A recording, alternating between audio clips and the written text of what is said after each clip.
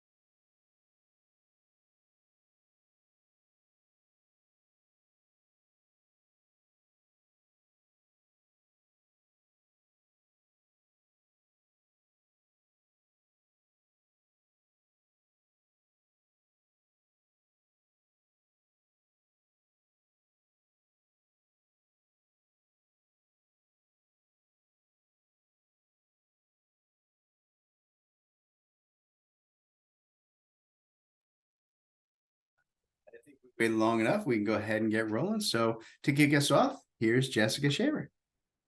Hi, everyone. My name is Jessica Shaver. I'm the Manager of Membership Engagement and Marketing here at MCA Canada. Before we get started here, I would like to introduce to you ZenTek Consultants. They're actually a new associate member with MCA Canada, and I would like to thank them for hosting this great webinar today. So without further delay, let's go ahead and start this webinar. And if you want to start off, James, go right ahead. All right. Thank you very much, Jessica. Good afternoon, everybody. I am Jim Coppinger with ZenTek Consultants, and this is our detailed mechanical takeoff in minutes presentation. Appreciate you guys taking the time to join us today. So, as we go through this presentation, whenever you guys have any questions, you can make use of either the webinar chat or the Q&A section of your Zoom control panel. I'll be happy to try and, look at those if I can as I'm going and answer those in real time. If not, we've allotted some time at the end where Jess is going to give us some of the questions and, we'll answer them as they come in. All right. So with that, I'm just going to go through a few slides and we'll get into the presentation. So again, for those of you who haven't worked with us or aren't familiar with us before, we are ZenTek Consultants, and we work very heavily in the Canadian industry with a lot of governmental agencies and engineering construction firms to really help them with all of their technology needs. We're Bluebeam specialists, but we do just about everything under the sun. Construction management, we're Autodesk service solution providers. We work with Procore. If it's technology related in this space, chances are we can help you. So we hope that you guys will take a few minutes to hit our website and see all the cool things we have to offer. All right, so with that, it is class time, right? So what I'm going to do here is I'm going to jump over to Bluebeam Review, where you see I've got just a basic mechanical plan opened up. And I'm going to be doing this presentation today in Bluebeam Review, and I'm choosing to use Bluebeam Review for a very important reason, and it's that almost everybody has it. Bluebeam Review is in use by over 80% of design, construction, and governmental agencies out there in North America. So it's a ubiquitous program. Everybody has it. Everybody knows how to work with it. And the great thing is that because it works exclusively in PDF format, it's a very universally accepted tool. Anything and everything that you do here is going to appear on a PDF that you can work with on a PDF, and you'll be able to exchange and share this data with anybody, regardless of what program they're working in, whether they're in Nitro or if they're using Adobe Acrobat or any other of the the freeware type of PDF structures. That's one of the things we really like about it, right? So Bluebeam has been really kind of tiered out to work specifically in the construction with large format documents and construction type plans, right, which makes it ideal for this type of setup. So what I'm going to do here is I'm going to go ahead and I'm going to open up on the side here right, the measurements tab inside of Bluebeam. And here's where you can see across top, we've got just basic measurement tools, right? It's just some very simple tools that we can use to start doing all our quantity takeoff and estimating. Those tools will also be available up on your toolbar, and you can get to them under the tools measure palette here, where you see we can measure, lengths, areas, volumes, perimeters, counts, right? All the basic type of quantity takeoff and estimating features that you guys are really going to need to do your takeoffs. So one of the really nice things about Bluebeam is that regardless of how your PDF file has been printed, right? Sometimes we get prints that are, 8.5 by 11, some are 11 by 17 or 24 by 36, or you get weird ones like the one I have here, which is a 42 by 27.18. Okay, it's not really to scale, right? They printed it at a fit to page at a weird size. That happens a lot. And that's okay, because we can deal with scaling here inside of Bluebeam in two ways. If we know that the page size is correct and it's to scale, we can go in and set the PDF to whatever the correct scale is. You see built in, we've got all the standard architectural, right? All of the standard engineering scales, as well as all of the standard metric scales built in, right? And we can actually go in, and if there's something unusual, if we got an unusual, it's, half of an inch to 15 feet, I can just put in half of an inch to 15 feet right here, okay? The other thing that's really particularly nice about this is that we can calibrate a document. So even if we don't necessarily have a drawing that's set to a specific size or document, if I know, for example, that from column line 24 to 25 here on my screen, I know that happens to be, I'm just going to kind of zoom back in here a little bit. For some reason, my zooming is dragging. Interesting. All right, I'll just do the zoom in this way. Right. I know that from 25 to 26, I've got 25-foot column spacing. I can just calibrate my document just by coming here and saying, look, from that column line to this column line, I know what that is meant to be. And you see it's saying that measures as 2 actual inches. And I'm just telling you, that is actually 25 feet. And I can change that to meters, inches, miles, whatever I need. I'm just applying that scale. So now if I go in and I use my first tool here, which is the length tool, if I measure from column to column, oh, look at that. It's actually 25 feet. I know that my document, it's to scale, and everything that I'm measuring and doing my quantity takeoff on is going to work exactly the way that I needed to, right? For this kind of a layout. All right. So I'm just going to kind of work my way a little bit from left to right across here and talk about the basic takeoff tools that you have here and the details. And then we'll get into some of the more custom metadata and formulas and things and how to build those. All right, but I just want to talk about some basic tools like polylengths, right? Polylengths and perimeters, and they're really the same thing. They're just linear measurements. The only difference is perimeters go around walls, right? Whereas a polylength, we tend to use more in the mechanical space for measuring lengths and distances. So I can go in and I can just click on my polylength. And if I wanted to go in and start measuring, right, the distance from, let me just zoom in a little bit, from the center of that duct to the center of this, bend right here. I can go to there and I can just measure that single item. And you see it's 34 feet, 7 inches. Right now it's giving me the measurement. And what I get with all this, I get the ability to change all the properties, right? So I can go to the properties for that line and I'm going to change it to a different color. I'm going to make it green, right? Just so that we can see it, right? And what I'm going to do is I'm going to change the line width. And you see that I can actually start bringing it out till it kind of meets and fills in that area, okay? Right, and I can get it. And very often what I'll do with this, even though it's not quite a true measurement, just for consistency and relative setup, I know that's a 12-inch duct. Very often I'll set that for 12. It's slightly bigger, but that's all right. I can see it now where my measured item is. Right, and you'll see that I can go in, I can set different styles if I need it to be dashed or hidden or whatever I want it to do. Right, I can even put it, advanced line types with labels for like, gas or hot water or chill water, right, whatever I want. I'm just going to leave it solid. Right. And I can even set, the fill color on. I can turn it to highlight. So you see that now if I turn it to highlight, you see I can read through it and I can see what's on the plan behind it. So I'm not masking. So it becomes a great way to set that. Right. And I can determine whether or not I want to show these individual segment values, right? The 34'7". Do I want to see that? No. Right. Do I want to see the caption? Maybe I just want to see the label. Right. I can turn the length off. And what I can do here is I can actually go in, and I really recommend this on whenever I do training classes and how to work with setup. The 2 most important things that you're going to want to put into every single takeoff item that you use is the idea of a subject and a label. And you usually break these down based on, industry or trade for the subject and then materials for the label. So in other words, right, if I want to go in and say, look, this is my HVAC ductwork. That's the category, if I could type a little bit better. my HVAC ductwork, right?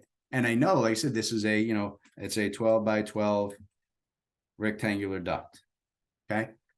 There it is. Right. But now you see it's actually showing for me on screen here that this is a 12 by 12 rectangular duct. And I can adjust all of the formatting and the color. I can make that bold. I can, if it's too big, I want to bring that down. So maybe just put that down at like a 9, right? And change the color of the font to, black. Right, there it is. So you can see I can label my ducts if I want to, right? And I can even just go and say, look, I don't want to see a label. Okay. Now the question is, right, I turned off, you say I could turn off the segment values at 34'7", right?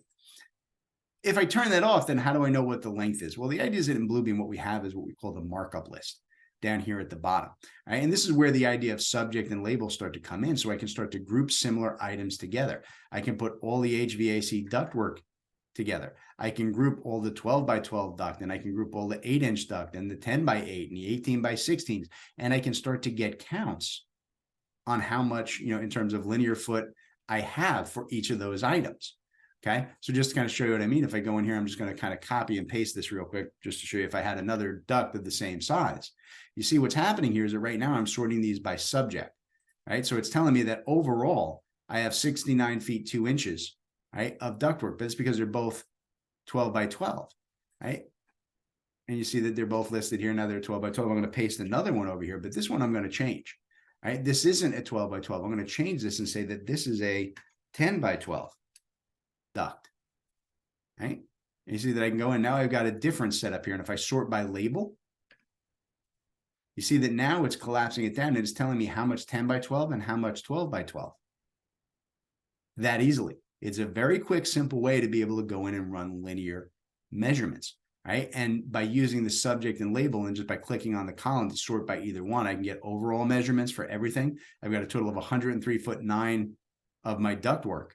But if I sort it by labels, I can tell you how much I have of both the 10 by 12 and the 12 by 12, right? 69.2 and 34.7. Okay. All right. So it's a very easy way to work. We're going to come back and talk more about this in a little while.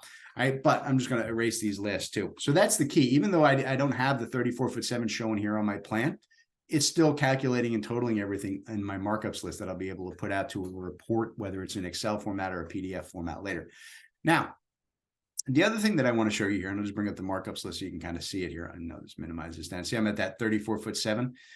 This is all dynamic. So as I go in here and I change and I modify, if I stretch items, if I stretch that line and the duct changes to go over to here, see that in real time, it's updating the length and the measurement of it, 29.6, 49.4, right? And I can go in and I can either have drawn this as a single item. All right, so let's redo that. I'm going to delete that. Right, and I'll go back to my measurement tab and I'm going to draw another linear object. But this time what I'm going to do, right, is I'm going to go in and I'm going to draw, right, and again, I'll just kind of zoom from the middle here. And I'm not going to stop. I'm going to go from there to that middle. Then you see I'm going to go over to the midpoint over here, right, and then I'm going to run out to here, right? And then again, I can just go in and I'll change my data here, right? And I'm going to go in, I'm going to put that in. And what's great, you see that it keeps track of, Bluebeam remembers all my previous entries. So when I go in, I don't have to retype, right? 12 by 12. So I can just say that's my 12 by 12 rectangular duct. Right now I can go in and set my line width. And again, I'll set it back to 12.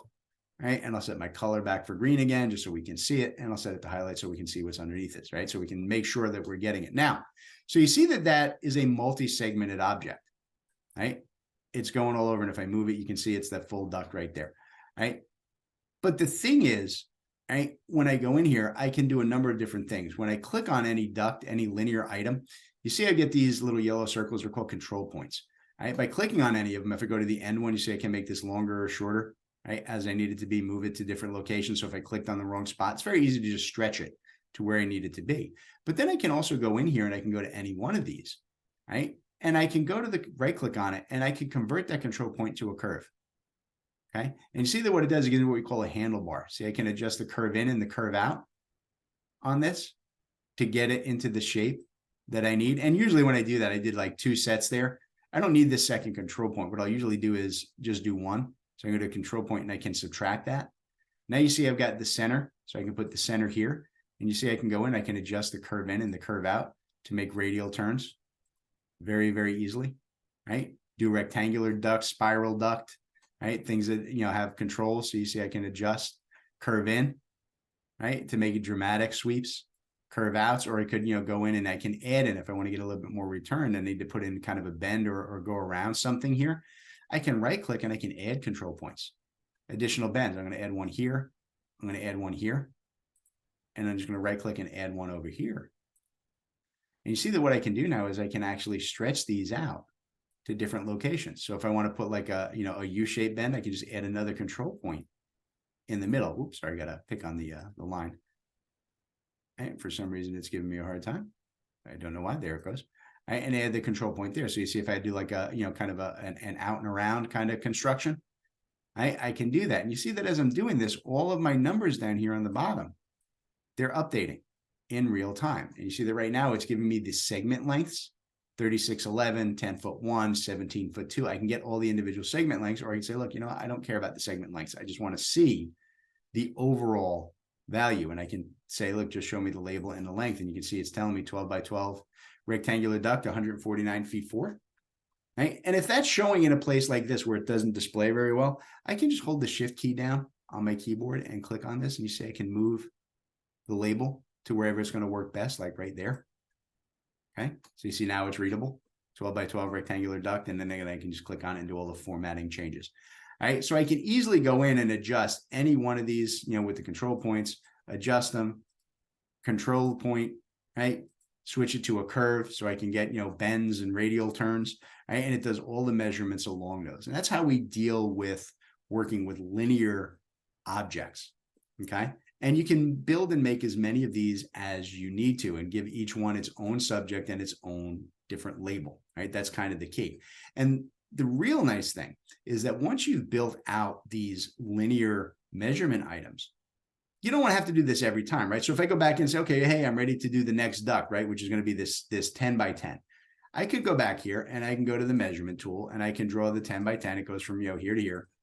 But now I have to go through all the formatting again, set all the tools, set all the details. What you can do, and we're not really going to get into too much in the how of this because it's a little bit more advanced. We're not going to get into it today, but what you can do is that you can take any item that you created. Once I've created this, if I want to take that tool and I want to be able to reuse that tool, right, in the future, I can build my own tool sets. Okay. And within those tool sets, so you see here, I've got, as an example, this is it's called Zen Estimate HVAC. It's a tool that we build and sell on our website. I'm not trying to sell anything today. I just want to, it's convenient to what we're doing here. All right. That you see, I've got a fully developed list of tools. All right. So if I want to go in and say, look, I'm looking to put in, all right, I'm just going to delete this tool over here, or this one that I have on. If I go to a new takeoff and I've already built a set of tools, I can go in and say, oh, look, this is my 12 by 12 inch duct that I need to run. I can just go in here. It's a 12 by 12 rectangular or 12 by 12 square. Right? You see, I can just grab in my 12-inch rectangular. Oops, sorry. I can do them both horizontal and vertical, but same thing, right? I can just zoom in and go to my midpoint, right? And I'll go up here to this midpoint and, then out to here, and I'll just, good enough. There it is. You see it brought in a 12 by 12, that already formatted, already set, already labeled with all of the default values that I want. And we'll come back a little bit later and I'll show you guys, when we get into the custom data here, how we can deal with, weights and calculations and pricing and all the other stuff. But for right now, I just want you guys to take away that you can go in and you can build out tools for anything you need, whether it's linear measurements. We're going to talk in a minute about count measurements, areas, volumes. All of those can be structured one time. Then you add them to a tool chest and then you have them to use forever on every single job you have moving forward, which really helps to speed up and automate what you're doing in terms of takeoff. All right, so the next thing then, I'm just going to delete that. The next thing that I want to talk about here is the idea of dealing with item counts, right? Because this is one of the most common things, particularly in the mechanical space, that we have to do, right? How many thermostats, how many return air grates, how many diffusers, how many whatevers, right? How many controllers? We need to count items, and in basic features you can go in. And if you see down here, we have this tool that says count. It's kind of like the little, the hash lines we used to draw on the chalkboard when we were kids at school. Right? And you can get it here. You can get it up here on the drop down. And again, all these tools are also available under the measure. So I can go down to the count, right? Either way, I got 3 ways to get to these tools. So I'm just going to use the ones over here. Right? And I'm just going to click on count. And before I do anything, I'm just going to click immediately on the properties tab, right? Because now what I can do, you see that I have some basic built-in shapes that I can use. See, by default, it's showing me like a little red check mark. So if I wanted to go in and I wanted to count, right, how many of these ceiling, these linear diffusers I have working up here, I wanted to go in, I can just go in and start counting those. But you see that right now they're set for a red check mark, but I can click on triangles and I want green triangles for this, right? And then, I want to go and say, look, and I want to have, blue squares and orange circles. It's like working with Lucky Charms when we were, I can do blue hearts and green clovers and whatever I want, right? I've got those basic shapes, diamonds, right? So if I want to go in, I want to say, look, I'm going to measure these with red diamonds, right? But I also want them to be bigger. They're too small. You say I can now adjust the scale here, right? So you say I can make these bigger. I'll bring them up to like 100, see, bigger diamonds. Now I can go in and say, okay, there's one here, one here, one here, one here, right? And what we get are not individual symbols. If you go down here in the bottom, you see that what we got was one line item of 4, right? It's not just about dropping symbols onto your PDF, right? That's what we call markup. It's not quantity takeoff. It's not estimating. But same concept, what I would do in here is go in, right? And I would put this in the same way using a subject and label. Everything you do in estimating, right? You want to make sure you use a subject and a label. So this is going to go again. It's going under my ductwork, and I'll just call it, and we'll call it a 4-inch, linear diffuser. I don't know what it is. I'm just guessing. Okay. Just to show you, right? So now you can see I've got 4 4-inch linear diffusers right now on my job. Okay. Oh, but you know what? Obviously, I missed a couple down here. There were more.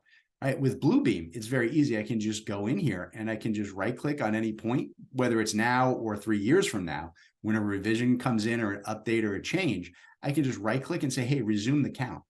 Now watch the numbers down here, which are 4, right? As I go and say there's one here, one here, one here, one here, one here, one here, one here, right? There you go. I got all my linear diffusers. Oh, wait, there was 2 more over there. Okay. When I'm done, I just hit escape and watch my count. 15 count. I've got 15 of that item, right? Versus having 15 separate lines of different connections. One thing that I will show you that is important to understand and know about dealing with item counts is that they are a group, right? So if I select on it and I pick any of these and I say, oh, I want to delete just this one item right here, and I delete it, see what happens? The whole group's going to disappear on you. I'm going to undo that. Instead, what I can do, if I click on this one item, I can right click on it and I can split the count. Now watch what happens down here when I do a split count. See, now I've got a group of 14 and a group of 1. So I can take the group of 1, which is this one, and I can delete it. Okay. And I can even select multiples. If I said, hey, all these 4 in here, I can hold down my shift key, right, on my keyboard, and I can select those 4. And then I can just right click and say split the count. And you see it breaks the 4 out. Now I've got a group of 10 and a group of 4, and I can delete my 4. Okay.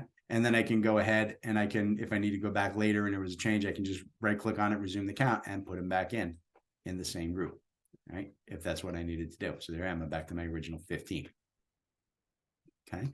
So I can easily go in and manually count these. And I can go after the fact, say, oh, you know what? We decided now let's do those as circles and let's make them green. See, I can easily change the symbology. If I want to label them and show what the label is, see, 4-inch linear diffusers, but I need that to be much smaller. I'm going to put that down to like a 5. Okay. And let's make it, black.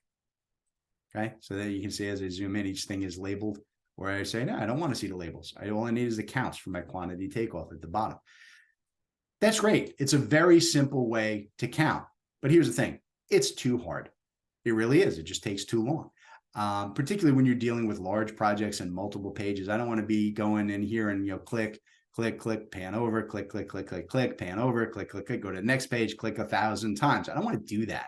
That's too much work, right? I'm a lazy guy. I want to find the easiest way imaginable. So what I do, a great little tip for you, go to the search tool. One of the great things about Bluebeam is it has text-based searching, which is the first tab here. And then on the side, they have a visual search box, which lets you go in and pick a rectangle. So I can just go in and say, look, I want to know how many of these linear diffusers there are. I can just draw a box around it. I want to find that symbol, right? And I can find that symbol on my current page. So to search, this is only a 1-page document. But if I had a 300-page PDF, I could say search all 300 pages for these symbols. Just this page, all open documents. So if I had 10 or 15 different PDFs open, it'd go in, and each of those were 300 pages. It'd search all 300 pages in all 15 files. I can even go out and browse to folders. So if I want to go out and browse and go to a folder and say, look, here's where the entire mechanical set is of 600 PDF files, it'll open each one at a time and search for these symbols in every one of those. I will say, if you do that, probably time to go take a coffee break while it runs, but it's certainly, faster than you opening all 600 files one at a time and clicking, right? So I'm just going to switch this back. I'm just going to do the current document and say, just search the current document. And I just go ahead, and I've got some, tools in here to fine tune it and control it. But I'm just go ahead and search. I'm going to leave the defaults. Right. And then it comes back and you see that it found a bunch of them. And you see, it gives me a little preview of all of the ones it found. But here's the great thing. Now what I do is I just say, select all of those. And then right here, I get this little drop down. It says check options. In other words, what do you want to do with the ones that put the little check marks next to? I hit this little drop down and I want to apply a count measurement. Right? And for some reason, I'm feeling it up, just taking a minute there. Apply a count measurement to the checked. Okay. All right. And there we go. All right. It gives me the option when it pops out to either use the built-in ones, but you see, I can also use any tools. I can create predefined symbols in my tool chest that I can apply to this item. All right, so you see now I can go through and like, here's all the different tools that I have for count objects in my tool sets. I can apply any one of these. So I can have thousands of different symbols that I can use. All right, so if I go down to the bottom and say, what do we got at the bottom here? Oh, look, I've got a linear slot grill. That's what this is. All right, it's already defined. It's already got all my features. I can just click and say, hey, linear slot grills. And you see it put my count symbols in, and it comes back and tells me there were 52 linear slot grills on this plan. That quick, that easy. Okay, not a problem, right? And then again, I can resume the count. I can verify it, and I will say, do take the time, take a few minutes to just check your plans. Right? It's not perfect. Sometimes it will miss. It's usually very good, but once in a while you may go through and say, yeah, oh look, it missed this one. Okay, if it missed one, you just right click, resume the count, and add it. All right, it's good to at least review your plans and not just blindly trust. But boy, that is a lot faster than, think about if I had gone in here and I was doing these manually, right? And I wanted to do my count and going in, right? And say, okay, I'm ready to count something, and I could pick my tool. Right? Again, I can also pick tools, by the way, the same exact tool here on this, custom count drop down, right? Or I can go in and pick one of my symbols, and it kind of, I don't know, I'm not sure what's happening. It didn't like that. It kind of froze up on me. Oh boy, never fails, right? There it goes. Just took a minute. I'm impatient. I should have waited a minute, but in any event, if I go in and just do my count, right, and I go to my properties and I want to start counting, and I'll just use a standard, square, it still means I have to go 1, 2, 3, 4, pan. Oh, here's another one. 1, 2, 3, 4. It becomes very tedious, right? It's certainly much faster and easier to just do my straight linear slot measurement, right, using the search tool. Okay, so that's another great way to be able to work and deal with count objects. Okay, and again, anything that you put in your tool sets here are going to be usable for counting your objects. All right, so the next thing that I'm going to go back to my measurement tab here. I want to talk about areas and volumes, and these are about as simple gets.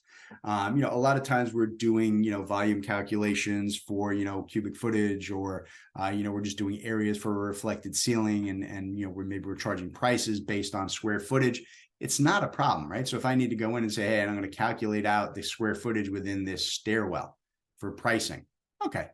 All I have to do is go to the area tool, and I can put the area in one of two ways, right? First thing that I can do is I can go in and I can just see Bluebeam gives me a snap tool that lets me snap to the actual underlying PDF. So if I want to just kind of outline the stairwell, I can just click the corners of where they are, and you see it snaps right to it. So it makes it nice and clean. And I double click to close it. All right. And if I miss something, see, I can always still have control points. You go, oh, I snapped to the wrong spot. I can just move it over to where it should have been. There it is. And you see that this is a 513 square foot area. Right. And I can go over here, same thing. I give it a control. What is that? Right. And I'll just, say that's, ceiling. Right. And maybe I'm measuring out, a 2x2. Right. Acoustic grid. Okay. Now, when I'm dealing with an area, one of the things that's nice here in terms of the properties is I can turn on a fill color so I can see it.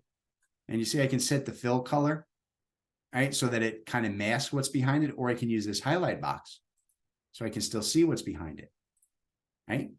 And I can even apply hatches. So I can go in and say, look, I'm going to do a grid. So it looks like an acoustic grid, and I can change the color and say, let's drop it down to like a gray. Okay. And I can set, the line width for it, right, to make it thicker or heavier. So if I want to outline, see thicker, so like a trim around the edge. Okay. I can increase or decrease the scale of the grid, right? Make it bigger or smaller so it looks right. Okay. Within my setup. And that's my grid. And again, now I can just turn it to like highlight so I can still see the stairwell behind it. Right. And I can use my shift key to move the label out so it's readable. Okay. And you see down here, 513 square feet. Right. And as I adjust my area and I go, oh, wait, I meant to include, right, the duck chase in this square footage, right? Because we're going to be calculating. See, I can just grab the grip points. See, changes to 651. I can right click and add, just like we did before. I can add more control points. So if this has to bend out at this point, I can go ahead and I can, convert the control point to a curve. So if I'm doing some kind of a curve or arced atrium, you can kind of see the control level that you get when you're dealing with Bluebeam. It's a very simple to use tool, very accurate. And the big key, big takeaway, always provide a subject and a label for everything you do. So that's one way we can put these in. The other way we can do it with our areas, right, is we can very easily go in, right, use the area tool. And for rectangular spaces, I can just do a press and drag.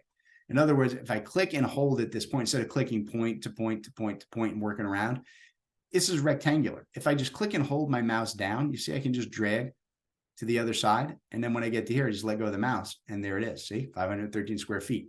I need to do this one separately. So I can do this room. And then I want to do this room. I'm, calculating out the square footage of the ducts here, right? Whatever it is, right? Here's another area that I need to do up there, right? And you can see how very quickly I can go in and start adding in all my different area measurements. And all I need to do is change the subject and the label on those. And I can start sorting by material types and so on, right? So areas, very, very easy to use. The great thing is that if you can put in an area, you can put in a volume. I can do exactly the same thing. So let's go back and we'll use our stairwell here again as an example. You see over here, I've got a cube. That's my volume setup. And again, it'll be in the same spots on the toolbar and so on. I can use a volume. Works the same way. I can go in, I can put my volume in point by point from here to here to here to there. And I double click. And you see right now it's telling me it's 0 cubic feet. Well, why is it 0? Well, because I haven't given it a depth yet. Right now, it's just an area, right? And what it does, if you look over here on the measurements panel, number one, I'm going to give that a subject and a label, like we should do for everything, right? So again, I'll just put this in and say, this is airflow calcs that I'm doing, right? And I'm going to say, what is the label? This is in the stairwell elevator differentials. Okay. The key here is depth. Okay. Right now there's a 0 depth. So I'm basically multiplying the area by 0. So anything multiplied by 0, it's 0. But I can easily go in and say, hey, that is a 12-foot high stairwell. All right. That's 6,152 cubic feet. And I can change all of the exact same properties and color fills, everything I talked about in the areas. I can do exactly the same thing here on my volumes. Right. But the other thing that is important here that I really love, you see down here at the bottom for square footage, or excuse me, for areas and volumes and linear, I can change the units very, very easily on these. So if I go in and I can say, look, I don't want that in cubic feet. I actually need that in cubic yards. There we go. Okay. Right. Maybe I need that in cubic meters. You see, it does the conversions for you, and really I need cubic inches for my airflow calc, right? Whatever it may be. I can easily change those. And the same thing when I'm dealing with areas. You see, I can switch between square foot, square inches, square yards. Linear, I can switch between feet, yards, millimeters, whatever it is I'm working with. Every single item has built-in unit conversions. Right? And I can even go so far as like, hey, I put this in as 12 feet. Right? Maybe what I wanted to do is I wanted to see right now it's set for feet and inches. Right? Maybe what I'm doing is this, I was only calculating something based on inches. Maybe I'm trying to calculate the depth of concrete that we're pouring at the slab above here, right? Because we're putting in like a support pad for an AC unit, right? So, okay, right now it's set for 12 inches, but I can say, no, that's actually going to be a 16 inch. So you see my units here now are inches, 16 inches, right? That's 684 cubic feet. Or since it's concrete, we don't want it in cubic yards. I need 25 cubic yards of concrete to go in here. And like I said, I can do all my general setups and patterns, right? So if it's going to be concrete, I can set it here. I can set it to highlight so we can see the stairwell behind it. I can even go in and throw in a hatch pattern to kind of make it look a little bit more like concrete and change the color of that to like a, a dark gray. And there it goes. It starts to look like concrete in that area. Okay. And same thing, you see I'm at 25 cubic yards, but as I change and modify, so wait, the pad's got to go out, right? Not just there, we're going to pull that pad all the way down to this column line, right? It's going to go all the way out to here, right? And all the way out to here.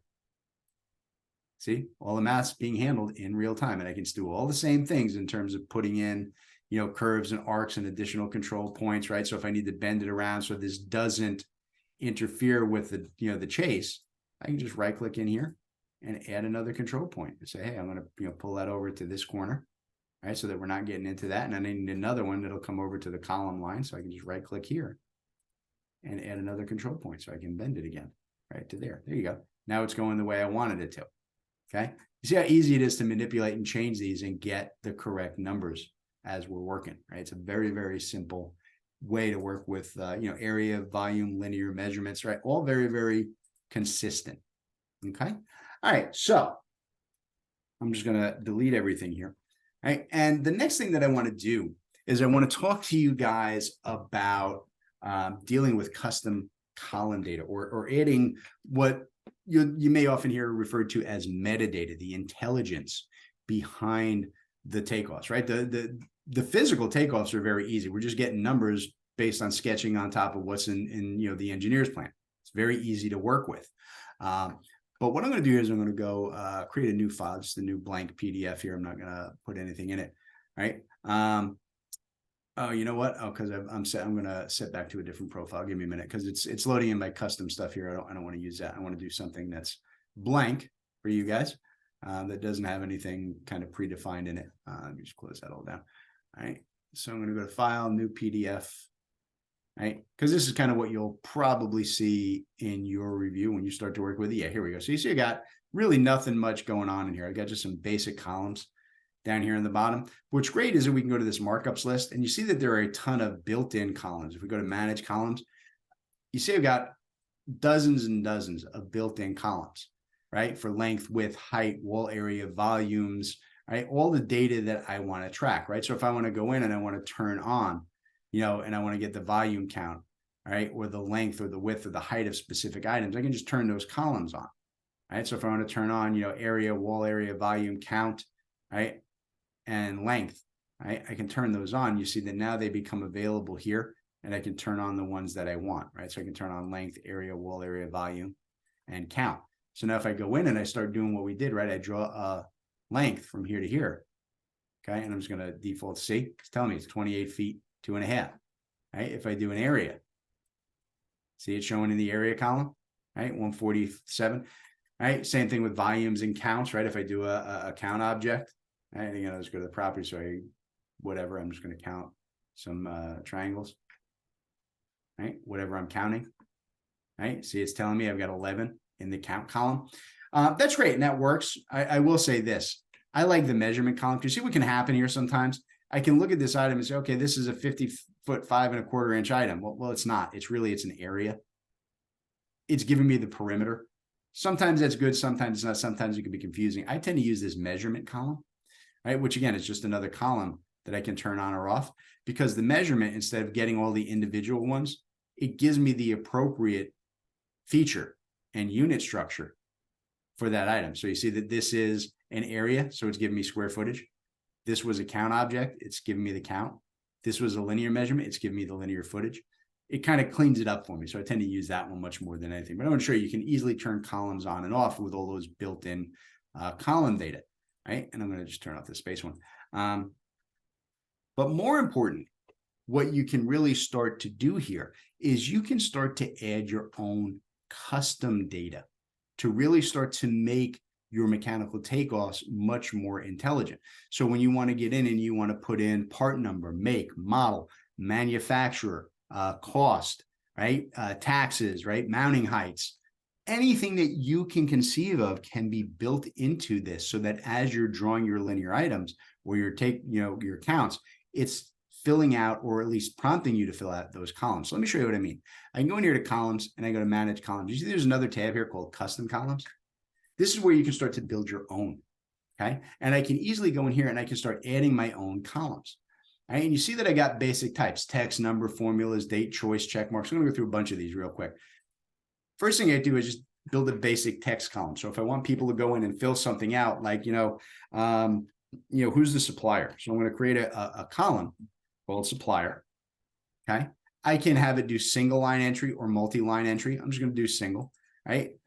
And I can even put in a little prompt that says, type name here with some dots, right? So that people know what they're supposed to do. So I just put that in and say, okay. Now you see I got a supplier column. So now when I go in and I do my linear measurement, I'm putting in some duct from here to here. There it is. Okay. See, I can go in and it says type name here. And this is Acme Supply. That's who I'm getting that from. Okay. So I can keep track of any text field. And again, be creative when you're thinking about this, right? Think of it in terms of what data do you need for your takeoff, right? Make, model, part number, color, insulated, not insulated, whatever it may be. Right? And so any text value that you want people to type in, we can absolutely do that. I'm going to go and I'm going to add another column, right? And this time I'm going to add a new column, but instead of text, I'm going to use numbers. And you see that I can go in, I can do a bunch of different numbers. I can do currencies, percentages, or I can do normal numbers. So if I wanted to go in and say, hey, you need to type in a part number. Okay. But what this does, it will restrict it. I'm not going to put it in totals. I can set it to no decimal places, just a normal number, right? And I can set the maximum values, right? And I can set default values, and they can just type in, 1, 2, 3, 4, 5. That's the part number. Okay. So I can do that. Right? More commonly, what I wind up doing with these is I do things like, currencies, right? So if I go in here and I put in, I'm going to put in a unit price, cost per linear foot or cost per item. It doesn't matter. It's a unit price. And you see that I can go in here, right? And I can add that it's a unit price, so I need to total it up at the top, but I can set it for 2 decimal places. I can set it for dollars, euros, krona, pounds, whatever I need. I can even set a default value here or a minimum and maximum range. So if I know that, like, hey, we're doing, ductwork, and ductwork falls between, anywhere from, $4 per linear foot to $8 per linear foot, depending on the contractor, I can keep people estimating within those ranges and set a default. Usually it's 6. I can do that if I want to. All right. I'm just going to let them go in and put in a number.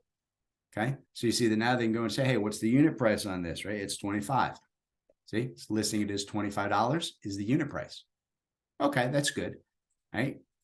I'm going to go in, I'm going to create another one because I can also add in a number here for percentages, right? So if I want to go in, right, and I'm going to round my percentages off, right, and I'm going to include it in total, but I am going to set a minimum and a maximum. What I'm going to put in here is I'm going to put in a waste, right? I need to calculate, sorry, I mistyped that, a waste percentage, right, for my ducts or my, whatever I'm doing in here. Right. And I can set a minimum and maximum value. So at the very least, we know that there's always at least, right, based on the way we work, we always do a 0.02% setup. And the maximum waste that we allow, right, is 25%. So I'll put 0.25, right? 100% would be a 1, right? No waste would be a 0, right? So I'm kind of setting that range there. I can even set a default and say that, hey, normally we put in here a 0.015. That's our usual range. So I can go from 2% to 25%, right? But I'm usually going to be at the, the 0.15. Oh, sorry, I can't go below 2. Sorry, that's it would be 0.002 if I wanted to do a 2%. My bad. Okay. So that's kind of what I'm saying. You get the idea, right? I'm not going to bother with the default. I'm going to actually put it in. But you see that now people can go in and say, what's the waste on that? Right? And they can say, hey, 15%, 0.15. There it is. We're going to apply a 15% waste. Now I can go into my columns, manage columns, custom columns, add. Right? And this time what I'm going to do is I'm going to add in formulas. Okay. And this is what I really want to show you guys. That now we can go in and we can use any number-based column, whether it's a built-in or one of the custom ones that we built. We can use them as variables in expressions, right? So I can go in here and say, hey, the currency. Right? I'm going to set this as a currency. Right? I'm going to call this my we'll just call it cost. All right, I keep hitting the caps lock, sorry. We're just going to call it our cost column. All right, I'm going to do a formula, and you see what I'm going to do is I'm going to take whatever the value is here in the measurement column. So I'm going to hit M, and you see it gives me all the system variables and functions. So I can build whatever formulas I need. Say, look, I want to take whatever's in the measurement column, and I'm going to use an asterisk to multiply it by the unit price. See, I put these in, I put my stuff in caps so they're easy to find. Multiply it by the unit price, right? And then what I have to do is multiply that to include the waste times 1.15, right? So from there, I'm going to, multiply that, right, by 1 plus whatever is in my waste column. And I'll close that out in a bracket. All right, so you see I'm just taking the measurement times the unit price times 1 plus the waste, or 1.15, okay? And that will give me a value. And you see that now it's calculating out my cost and my price. Now, here's the great thing about this. When I go in and I modify this, here's my takeoff. When I go and I pull and I adjust this, see what's happening to the price? Watch this 1600 here. Sorry, for some reason I'm having a hard time clicking on the line here. Right? When I pull that in, see the cost, 202. If I go in and I put in a new control point, right, which I didn't right click on the right spot. I'm not having fun today. What am I doing? Oh, because I got a linear measurement. I don't know what I was doing there. I thought I grabbed the thing. That's why it's giving me such a hard time. Here we go. There it is. There's my takeoff, right? So I go in and I put in a unit price and say, hey, you know what? Unit price for this, whatever it is $26 per linear foot. We're going to put in a 12% waste, right? And now as I go in, I start making adjustments and changes. See the math? I just draw and update when I get revisions or modifications. It'll work in real time. And what's great about this is when you build out all of these columns, right, in terms of cost calculation and build, right, you can tie these and pre-populate any of the tools that you build. You can actually go to these tools. You see, if I go to a specific tool, I can go to the properties on here, and I can pre-fill out all of the custom items, supplier, unit price, waste, cost. So when I use the tools, this is all happening automatically without me having to redo this on every single line item.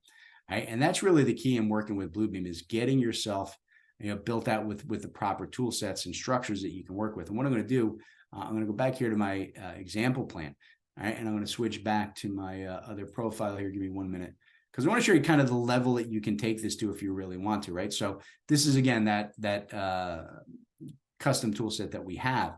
But just to show you that as I go in here and I start working with items, right? So if I go in and say, okay, you know what? I need to put in a rectangular duct, right? And I'll pick a size here, and it's going to be a 30-inch rectangular duct plan view, right? And I'm just going to, not even going to bother to draw anything. I'm just going to kind of draw it from here to here to here, right? It doesn't matter where it is, right? Because here's kind of the structure and the work that you can do. You can see that the subject and the label are built, the measurements there, right? But I can go in here and you see I can build in drop-down lists, right?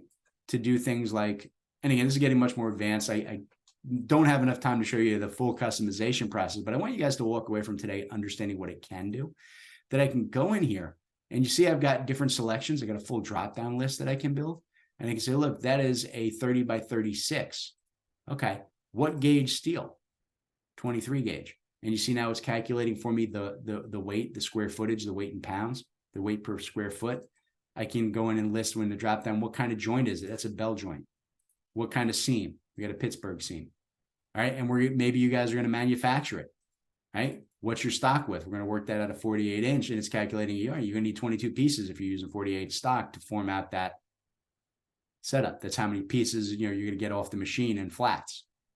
Okay, it's about calculation. It's about understanding your formula structure and how things are going to work. Anything that you want can be built in here, right? In terms of, like I said, text, dates, information, check boxes, drop down lists, formulas. Think of it like this. This looks very much like Excel. Anything you can do in Excel, we can do it here. Okay, so it's built in real time, and all of this will update as I modify. Watch the weights. See all my weights that I have building, so I know exactly how much the stuff is going to weigh. And I've got other tool sets and things where I calculate, cost and installation and labor and equipment rental. I can do all of that in one spot right here inside of Bluebeam Review, which is really, really amazing. Right? And then when we're done, we can take all of this and I can just pull this out either to a PDF, or if I want to pull this out to an Excel spreadsheet, because maybe you guys have a pricing system or something separate and you need to share this with your subs and your tradespeople. So you can just push this all right out.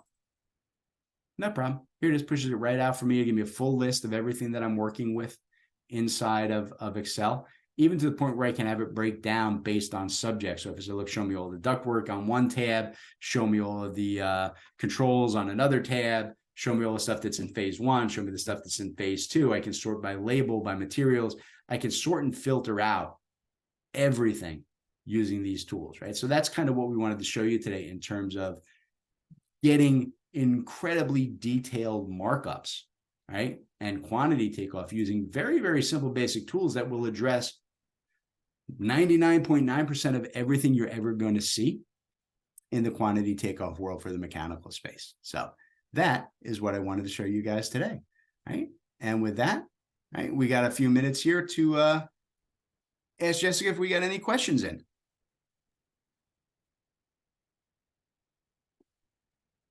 James, thank you so much for that webinar. That was great and a lot of information, but great information. I do actually myself have a few questions if you don't mind. Yeah, no problem at all. Perfect. The first question I have is, when a user can a user set up symbols and lines, etc., to follow like the industry standard? Yeah, no, absolutely. Right. You can go in. So if you got, you like say, SmackNote or another agency that's put out a standard symbol list, or the, here in the US, we'll have like the AIA, right? Different, sets of or maybe even have your own built-in symbols that you've been using for years. You can develop and draw the symbols that you're going to create tools from to look any way that you want them to. And they'll also be set so they can scale themselves up or down based on the scale of the document, so that they're not too small or too big given the scale of your PDF. So yeah, absolutely, you can do that. Okay, perfect. And my next question is, can users export this takeoff into Excel, or PDF to send to others?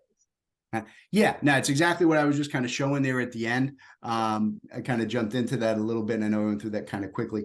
It really does. It gives you the full functionality, right? To, like I said, I can also, pull it out here right to a CSV export, or I can even do it as a PDF summary, right? And I've got a lot of options where I can set and rebuild with, your logos and your borders, and format this into a reusable template, right? But you see that now here's the takeoff, right, in a PDF format, where it's giving me each takeoff. It gives me a little preview of where it is on the plan, each component, and I can turn on and off which items. So you see it's showing me all the items I have listed here in terms of subject, label, measurement, space, weight.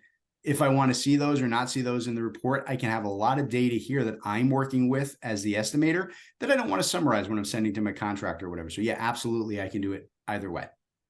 Great questions. And then I just have one more. For example, if I create a custom calculation, is it only for the current PDF, or is it usable like on all jobs? Yeah, no, it absolutely ties to all jobs when because one of the things that I can do is, like I said, I can tie it to the tools, and then I have the ability here, right, to actually go into the columns. When I go to manage the columns, I can actually export these out as an XML data file. So when I get a new set of PDFs in from, Joe Engineer, I can just save this as my standard takeoff column list. I just import that right into his PDFs, and immediately all of my column data, everything that I've built, gets pushed into the PDFs that the engineer or architect sends over. So yeah, it's reusable on every single job forever once you build these. Thank you. Thank you for answering those questions. I appreciate it. All right, no problem. All right. I think that's all I had for today. Jessica, anything you want to share with folks before we log it out? Yeah, again, we just want to thank you on behalf of MCA Canada for hosting this webinar. And for those attending, if you'd like to get in contact with ZenTek Consultants, they have a profile on our website under the online trade show. And as well as you can see here, there's their contact information as well. If you're looking for more information, or to go into a little more detail with James or Steve or any of the consultants at ZenTek, you're more than welcome to. Excellent. All right, folks. Thanks for your time today, everybody. Have a wonderful day. Thanks, James. Bye-bye.